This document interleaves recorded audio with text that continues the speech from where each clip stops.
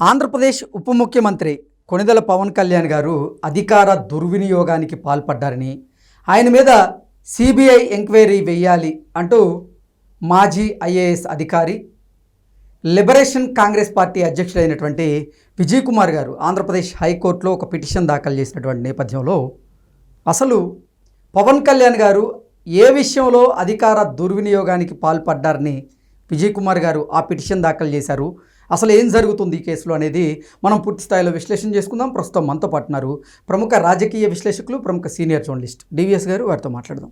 Sir నమస్తే. Sir నమస్తే. Sir, Andhra Pradesh ఉప ముఖ్యమంత్రి పవన్ కళ్యాణ్ గారు అధికార దుర్వినియోగానికి పాల్పడ్డారని, ఆయన మీద సిబిఐ ఎంక్వైరీ వేయాలని, ఆయన షూటింగుల్లో పాల్గొనకుండా చేయాలి అంటూ మాజీ ఐఏఎస్ అధికారి, అలాగే లిబరేషన్ కాంగ్రెస్ పార్టీ అధ్యక్షుడైనటువంటి విజయ్ కుమార్ ఆయన ఆంధ్రప్రదేశ్ హైకోర్టులో ఒక పిటిషన్ దాఖలు చేశారు. ఏంటి సార్ అసలు పవన్ కళ్యాణ్ గారు ఏ విషయంలో అధికార దుర్వినియోగానికి పాల్పడ్డారని విజయ్ కుమార్ గారు ఆ పిటిషన్ దాఖలు చేశారు, అసలు ఏం జరుగుతుంది అంటే ఏం చెప్తారు? ప్రజా ప్రయోజన వ్యాజ్యం బిల్ దాఖలు చేయాలంటే దాంట్లో ప్రజా ప్రయోజనాలు ఎంతవరకు ఉన్నాయి. కొంతమంది గుర్తింపు కోసం దాఖలు చేస్తుంటారు, సెన్సేషన్ క్రియేట్ చేయటం కోసం దాఖలు చేస్తుంటారు, కొంతమంది న్యాయవాదులే ఎవరో ఒకరిని అడ్డం పెట్టుకుని వేస్తుంటారు. అంటే వాళ్ళ యొక్క ప్రొఫెషన్ పెంచుకోవటం కోసమో, ఇది వేయడం ద్వారా మరి నాకు ఇంకా కేసులు పెరుగుతాయనో లేకపోతే గుర్తింపు వస్తుందనో న్యాయవాదులు కొంతమంది పరోక్షంగా ప్రోత్సహిస్తుంటారు, ప్రత్యక్షంగా వేస్తుంటారు. కొంతమంది నాయకులు లేకపోతే ఇట్లాంటి రిటైర్డ్ అఫీషియల్స్, బ్యూరోక్రాట్స్. ఇక్కడ నిజంగా దీనిలో ప్రజా ప్రయోజన వ్యాజ్యం ఏమైనా ఉందా, అంశం ఏమైనా ఉందా? ఇప్పుడు దీన్ని మనం ఎలా చూడాలా? పవన్ కళ్యాణ్ ఆయన ఏదో హరిహర వీరమల్లు సినిమాలో యాక్ట్ చేశారు. అదేంటి, అదొక సామాజిక ప్రయోజనాల కోసమనో, ఒక సనాతన ధర్మాన్ని బోధించాలనో, దేశభక్తిని పెంచాలనో ఆ కథాంశం ఇటువంటిది. ఇప్పుడు నిజంగా డిప్యూటీ సీఎం అధికార దుర్వినియోగానికి పాల్పడ్డా? ఇప్పుడు ఈ కేసు, ఆ సినిమా, మరి పవన్ కళ్యాణ్, ఇది చూడగానే మనకు గుర్తొస్తోంది ఎన్టీ రామారావు. గతంలో కూడా మనం చూసాము, ఏంటి ఆయన ముఖ్యమంత్రిగా ఉంటూ ఆయన కూడా సినిమాలో యాక్ట్ చేశారు, బ్రహ్మర్షి విశ్వామిత్ర. ఇప్పుడు 1989 ఆ ప్రాంతంలో ఆయన ఏంటి, బ్రహ్మర్షి విశ్వామిత్ర సినిమా తీయాలనేది ఆయన యొక్క ఒక యాంబిషన్, జీవితాశయం. తను ఆయన ద్వారా ఆయన కొంత ఒక స్ఫూర్తితో జనానికి తెలియని అంశాలు, ఏది ఇప్పుడు వెలుగులోకి రాని అంశాలు, విశ్వామిత్ర జీవన విధానం, ఆయన ఎదిగిన తీరు, ఆయన తప్పు నిష్ట, ఆయనకున్న కోపం, ఈగో. ఇప్పుడు ఒక క్షత్రియుడు ఎవరు, విశ్వామిత్రుడు, అతను మరి ఋషి అయ్యాడు. అసలు అప్పటి సప్తర్షులు ఏదంటారు, ఏది ఆ ఋషులనే ఛాలెంజ్ చేశాడు. అసలు అతనంటూ ఒక స్వర్గాన్ని నిర్మించుకున్నాడు. త్రిశంకు స్వర్గం అంటారు. ఇప్పుడు ఆ మేనక, ఇదంతా మీకు తెలుసు కదా ఎపిసోడ్. అసలు ఈ దేశానికి మరి భారతదేశం అనే పేరు, భరతుడు, అదంతా ఒక స్టోరీ. అవును. ఇప్పుడు దాన్ని ఇప్పుడు ఆయన తీసుకుని చేసినప్పుడు అప్పుడు కూడా ఇలాగే ఏది ఎన్టీఆర్ని టార్గెట్ చేశారు అప్పుడు ఉన్నటువంటి ప్రత్యర్థులు. ఓకే. ఇప్పుడు నాదెండ్ల భాస్కర్ రావు అయితే అసలు ఏమన్నారు అప్పట్లో, అప్పుడేది భాస్కర్ రావు ఇన్సిడెంట్ జరిగింది, అప్పటికి అయిపోయింది 85లో కదా ప్రజాస్వామ్య పరిరక్షణ ఉద్యమం. 4 రోజుల సీఎం ఇతను ఎవరు, నాదెండ్ల భాస్కర్ రావు. అసలు ఎందుకు విశ్వామిత్ర గెటప్లోని వచ్చి ఫైల్ మీద సంతకం పెడితే పోలా అన్న ఏదో అవహేళన చేశాడు. అసలు ఆయన పెట్టాడు కూడా. ఇప్పుడు ఫైల్స్ కోసం వెళ్తారు, ఆయన అక్కడ షూటింగ్లో ఉండేవాడు, అప్పుడేముందో సంతకం పెట్టేవాడు, స్టడీ చేసేవాడు. అసలు బాగారెడ్డి, రోసయ్య వీళ్ళందరూ అయితే అప్పట్లో ఏమన్నారు, ఇక అసెంబ్లీకి వచ్చేయచ్చుగా గెటప్లోనే వాడు. మేనక దొరికేదాకా రాడేమో రామారావు అసెంబ్లీకి అనే విమర్శలు కూడా మనం విన్నాం. వీళ్ళంతా అసెంబ్లీలో అదొక జోక్గా ఆయన పైన సెటైర్లు, కానీ అతను వెనుదీల, ఇటుతో కుంగిపోవాలా.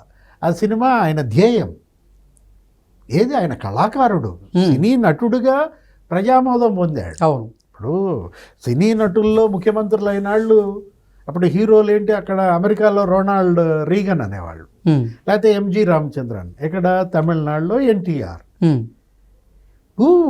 ప్రజాస్వామ్యం, ప్రజలు ఎన్నుకున్న ముఖ్యమంత్రి ఆయన. తన లక్ష్యం, తన జీవితాశయం ఆ సినిమా నిర్మాణం అని. ఇప్పుడు తర్వాత కూడా తీశారు ఎన్టీ రామారావు సినిమాలు, ఏది సామ్రాట్ అశోక అని, లేకపోతే శ్రీనాథ కవి సార్వభౌమ అని, చంద్రకాంత్, ఏది మేజర్ చంద్రకాంత్ మీకు తెలిసిందే కదా. అప్పటికి ఆయన ముఖ్యమంత్రిగా లేరు, ప్రతిపక్షంలో ఉన్నప్పుడు చేశారు. ముఖ్యమంత్రిగా ఉంటూ బ్రహ్మర్షి విశ్వామిత్రలో యాక్ట్ చేస్తున్నప్పుడు ఏం చేసేవాడు, అప్పటికే ఆయనకు 65 ఏళ్ళు. ఆయన ఏంటి, మార్నింగ్ నుంచి ఆయన దినచర్య 4ంటికే ప్రారంభం. మొత్తం ఫిజికల్ ఫిట్నెస్, ఆ యోగా అవన్నీ చేసుకునేవాళ్ళు. 5ంటికి రెడీగా మేకప్ వేసుకుని ఉండిపోయేవాడు. ఫిజికల్ ఫిట్నెస్ అంటే ఒక ట్రక్ తీసుకుని ఇటు నుంచి ఇటు పోసేవారని, అదే ఫిజికల్ ఫిట్నెస్గా ఆయన భావించేవారని తెలిసింది. అంటే ఒకటి ఆయన ఏంటి, తన నిష్ట ఏది, అటు ఆహారంలో కానీ, ఇటు శారీరక వ్యాయామంలో కానీ. ఇప్పుడు నేల మీద పడుకునేవాడు. ఇప్పుడు పౌరాణిక పాత్రలు చేసేటప్పుడు అసలు ఆయన ఏంటి, శాకాహారం, పూర్తిగా ఒట్టి వెజిటబుల్స్ తీసుకునేవాడు, లేకపోతే పండ్లు. అంత నిష్టగా విశ్వామిత్రగా కూడా ఆయన మరి మధ్యాహ్నం దాకా యాక్ట్ చేసేవాడు. మధ్యాహ్నం నుంచి ప్రభుత్వ కార్యక్రమాల్లో పాల్గొనేవాడు. ఇటు అవాంతరం లేకుండా చూస్తే ప్రత్యర్థులు మామూలే బురద జల్లడం, కోర్టులో కేసులు వేయడం. ఇప్పుడు ఈ విజయ్ కుమార్ ఎలా అయితే ఇక్కడ కేసు వేసాడో, ఈయనెవరు, బాలానా అడ్వకేట్, ఇప్పుడు పవన్ కళ్యాణ్ మీద వాదిస్తోంది ఈ పిటిషనర్ తరఫున. ఇక్కడ కూడా అప్పుడు కూడా రామచంద్రరావు, ఓకే, అప్పుడు ఎస్ రామచంద్రరావు వీళ్ళకి బాగా ఉపయోగపడేవాళ్ళు. ఏది, ఎన్టీ రామారావు మీద అసలు ప్రతి కేసు. అప్పుడు ఆయన ఎవరు, ద్రోణంరాజు శ్రీనివాస్ అని ఉండేవాడు, విశాఖపట్నంలో సీనియర్ మోస్ట్ అనమాట. ద్రోణంరాజు సత్యనారాయణ, శ్రీనివాస్ వాళ్ళ ఫాదర్ అనమాట. ఆయన ఏంటి, ఒక 119 ఎలిగేషన్స్తో కేసు వేసి పారేశాడు అప్పట్లోనే రామారావు పైన. అసలు ఏది నిలబడలేదు. ఏదో ఒకటి మాత్రం ఏదో ఉన్నట్టుంది, అది కూడా అంత సరైన అంశం కాదని తేలిపోయింది. అంటే కోర్టులతో వీళ్ళకి మరి కాళ్ళకి తాళ్ళేసి కడదామన్నట్టుగా వీళ్ళ యొక్క ప్రయత్నాలు. ఇప్పుడు నిజంగా పవన్ కళ్యాణ్ అధికార దుర్వినియోగానికి పాల్పడ్డా, ఏది దీంట్లో ఈ హరిహర వీరమల్లు. ఇప్పుడు ఒకటి, అప్పుడు ఎన్టీఆర్ ఏంటి, విశ్వామిత్ర సినిమాలో వచ్చిన లాభాలను ఒక ట్రస్ట్కి ఇచ్చి, ఆ ట్రస్ట్ ద్వారా మరి సామాజిక సంక్షేమ కార్యక్రమాలు, ఆయనేం అందులో ఏం ఆశించలేదు, రెమ్యునరేషన్ ఏమి తీసుకోలేదు. అందులో బాలకృష్ణ కూడా యాక్ట్ చేశాడు, ఆయన కొడుకే కెమెరా డైరెక్షన్ కూడా, నందమూరి మోహన్ కృష్ణ. అసలు ప్రొడక్షన్ అంతా వాళ్ళే చూసేవాళ్ళు. అప్పుడు అసలు ఏమని విమర్శలు చేశారు, ఎందుకు అసలు కృష్ణ కూడా విమర్శించాడు.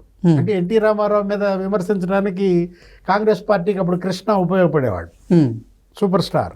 ఏది, మన మహేష్ బాబు వాళ్ళ నాన్న. ఆయన మీద అనేక సినిమాలు కూడా తీసేవాడు, అది వేరే విషయం. అసలు ఆంధ్రప్రదేశ్నే ఒక ప్రొడక్షన్ హౌస్గా మార్చేశాడు అన్నాడు. ఎవరు, అప్పట్లో కృష్ణ రామారావును విమర్శిస్తూ బ్రహ్మర్షి విశ్వామిత్ర షూటింగ్లో స్టేటే ఆయన ప్రొడక్షన్ హౌస్ అన్నాడు. అంటే చూసావా ఎంత పీక్ వెళ్ళిపోయాయో విమర్శలు. మేనక దొరికేదాకా రామారావు అసెంబ్లీకి రాడు అన్నది ఎవరు, బాగారెడ్డి. ఓకే, అంటే సుదీర్ఘకాలం పార్లమెంటేరియన్గా ఉన్నటువంటి బాగారెడ్డి. వీళ్ళందరి మాటలు ఇప్పుడు ఈ విజయ్ కుమార్ పిల్లేశాడు కదా, దీన్ని అందిపుచ్చుకొని ఇప్పుడు ఇక వైఎస్ఆర్ కాంగ్రెస్ పార్టీ పవన్ కళ్యాణ్ పై దాడి చేస్తుందా? ఓకే, హరిహర వీరమల్లు దాని ప్రొడక్షన్ ఏంటి, ఆ కథాంశం ఏంటి, ఎందుకు ఆయన దాన్ని చేశాడు, దానివల్ల వచ్చేటువంటి లాభాలు ఆయన ఏమన్నా స్వార్థానికి వాడుకుంటాడా? మామూలుగానే పవన్ కళ్యాణ్ సినిమాల్లో నటిస్తూ ఆ వచ్చినటువంటి తన రెమ్యునరేషన్ తను ఎంతో సంపాదించుకున్నాడు, తన యొక్క ఆస్తులతో అతనికి సంతృప్తి చెందాడు.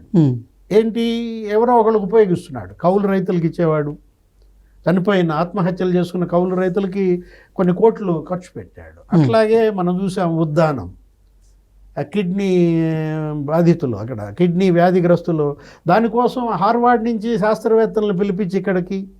అప్పుడు ఆంధ్రప్రదేశ్ ప్రభుత్వం 2014-19 చంద్రబాబు సీఎంగా ఉన్నప్పుడు ఏపీ ప్రభుత్వ ప్రతినిధులతో వాళ్ళ యొక్క డిస్కషన్స్, ఇవాళ ఉద్దానం కిడ్నీ ఆ సమస్యకి మరి ఒక పరిష్కారం. అక్కడ అనేక హాస్పిటల్స్ వచ్చేసాయి. అంటే ఒకటి, సామాజిక స్పృహతో పనిచేసే కళాకారులు, సామాజిక స్పృహతో తీసే ఇతివృత్తాల సినిమాలు వీటిని కూడా మీరు ఇలా టార్గెట్ చేస్తే అది తప్పు అన్నమాట. అది చరిత్ర క్షమించదు. ఇప్పుడు విజయ్ కుమార్ గారు ఏం కోరుకుంటున్నారు? ఈ పిటిషన్ వేయటం ద్వారా ఆయన ఏ ప్రజా ప్రయోజనం దీనిలో ఆశిస్తున్నాడు? సార్ ఆయన ఏదో సోషలిస్ట్ పార్టీ ఏదో పార్టీ అన్నారు, ఏంటది? లిబరేషన్ కాంగ్రెస్ పార్టీ అధ్యక్షుడు. లిబరేషన్ కాంగ్రెస్ పార్టీ అధ్యక్షుడిగా ఆయన కంటెస్ట్ చేశాడు, చాలామంది సీట్లు కూడా ఇచ్చాడు. What is the result? ప్రజలు ఆమోదించారా? ఇప్పుడు డిపాజిట్లు వచ్చాయా ఆయనకు కానీ, ఆయన నిలబెట్టినటువంటి అభ్యర్థులకు కానీ? ఇప్పుడు పవన్ కళ్యాణ్ ఇప్పుడు ఆయన ఏంటి మరి, ఎంతమందిని నుంచోబెట్టాడు, ఎంతమందిని గెలిపించాడు? 2 పార్లమెంట్ సీట్లకు పోటీ చేశారు, 2 థంపింగ్ మెజారిటీలతో గెలిచారు, 100%. అట్లాగే 21 మంది ఎమ్మెల్యేలను ఏమో నిలబెట్టాడు, 21 మందిని గెలిపించుకున్నాడు, 100% స్ట్రైక్ రేట్. పవన్ కళ్యాణ్ ఇవాళ ఏంటి, ప్రజామోదంతో ఆయన నిలబడ్డాడు, ఆయన పార్టీ నిలబడింది, డిప్యూటీ సీఎం అయ్యాడు. అటు కేంద్రంలో మోడీ 3.0, ఇక్కడ చంద్రబాబు, ఇక్కడ 4.0, అక్కడ ఎన్డీఏ, ఇక్కడ ఎన్డీఏ.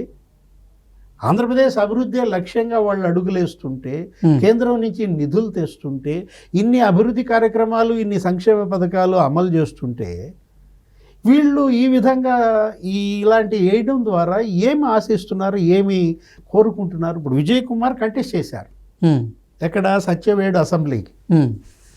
ఎన్ని ఓట్లు వచ్చినాయో చూసావా సార్? డిపాజిట్ వచ్చిందా? 382 ఓట్లు. 382 ఓట్లు. ఆయన నుంచుంటే ఆయన పెద్ద పాదయాత్ర కూడా చేశారు. రిటైర్ అయిన వెంటనే తను రాజకీయ అవతారం ఎత్తారు. సరే, what ever it may be, అది ఆయన హక్కు. ఆయన పాదయాత్ర చేశారు, బలహీన వర్గాల్లో చైతన్యం తీసుకురావడానికి కృషి చేశారు. అది అవసరం కూడా. ఎస్సీ ఎస్టీ ప్రజా చైతన్యం తీసుకురావడంలో మీరు మీ పాదయాత్రలు, మీ నాయకత్వం, మీ పార్టీ, మీ కృషి, దాన్ని ఎవరు కాదన్నారు. ప్రజలు మిమ్మల్ని గెలిపించినా గెలిపిపోయినా. అంతకుముందు పవన్ కళ్యాణ్ ఆయన ఓడిపోయాడు 2 చోట్ల పోటీ చేసి. ఇక్కడ ఓటమి, ప్రజామోదం లేదని మనం ఆయన్ని చులకనగానో తృణీకారంగానో మాట్లాడట్లేదు. కాకపోతే గుర్తింపు కోసమో ఏదో సంచలనం కోసమో వేయడం కాదు కదా పిల్స్ యొక్క లక్ష్యం.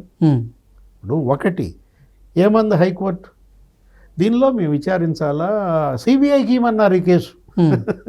సిబిఐ ఖాళీ ఉందా? సిబిఐ చేయాల్సిన కేసులే చేయలేక అల్లాడి ఆకులు మేస్తోంది. ఇప్పుడు ఈ కేసు కూడా సిబిఐతో దర్యాప్తు జరిపించండి అంటే, దీనిలో ప్రైమా ఫెసీ ఉందో లేదో మేము విచారించుకుని తర్వాత నోటీసులు పంపిస్తాం అన్నారు మరి జస్టిస్. మరి ఫర్దర్గా ఇంకేం చర్యలు ఉంటాయో చూడాలి. ఏదైనా ఇది మాత్రం ఏది గుర్తింపు కోసం, ఆయనకు ఆల్రెడీ గుర్తింపు లేక, ఆయన పెద్ద సీనియర్ మోస్ట్ ఐఏఎస్గా రిటైర్ అయ్యారు. అసలు ఈ 3 క్యాపిటల్స్ కూడా ఆయనదే. ఏది సౌత్ ఆఫ్రికాలో 3 క్యాపిటల్స్ ఆయన కమిటీ కూడా ఉంది. జగన్మోహన్ రెడ్డి సీఎంగా ఉన్నప్పుడు విజయ్ కుమార్ మరి పెద్ద థీసిస్ చేసి ఒక అధ్యయనం చేసి ఇచ్చిన రిపోర్ట్ల ఆధారంగా అప్పుడు ఆ జిఎన్ రావు లేకపోతే ఈయన ఈ కమిటీలు ఒకటి ఆయన ఐఏఎస్గా ఆయన విధి నిర్వహణ ఏది అప్పుడు ఆ అధికార యంత్రాంగంలో ఆయన పాత్ర. నెక్స్ట్ ఇప్పుడు రిటైర్ అయ్యారు. రిటైర్ అయిన తర్వాత ఈ రాజకీయ పార్టీ పెట్టుకున్నారు, పాదయాత్ర చేశారు.